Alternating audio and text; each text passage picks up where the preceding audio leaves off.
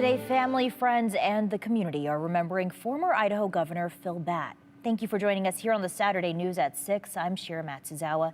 Governor Batt passed away this morning on his 96th birthday.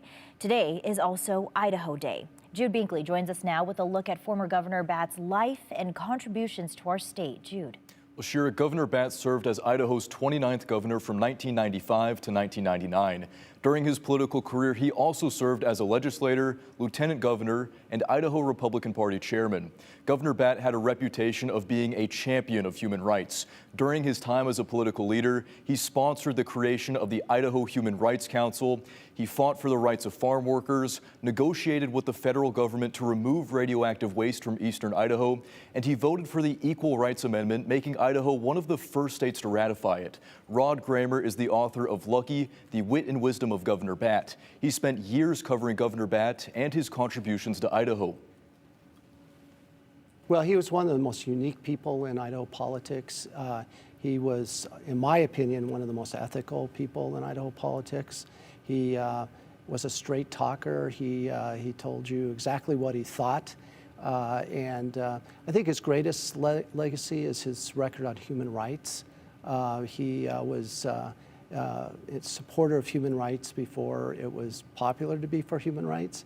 And he had a great legacy both as a senator and as a human being when it came to human rights. I think that's his greatest legacy.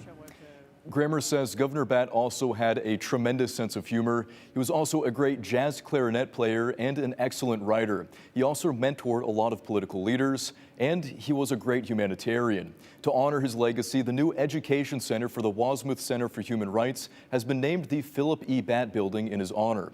Now, this morning, Governor Brad Little ordered U.S. and Idaho flags to be lowered in honor of Governor Batt. In a statement, Governor Little said in part, quote, "Governor Batt was the epitome of a public servant, having served as governor, lieutenant governor, and senator.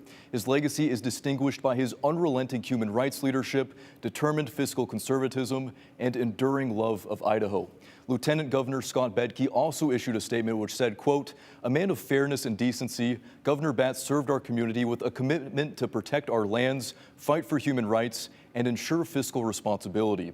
While his time in office predated my own, Governor Batt was there when my political career first began. He appointed me to a federal task force that worked to keep Idaho a viable and influential voice in the lands process to uphold the beauty and wonders of our great state.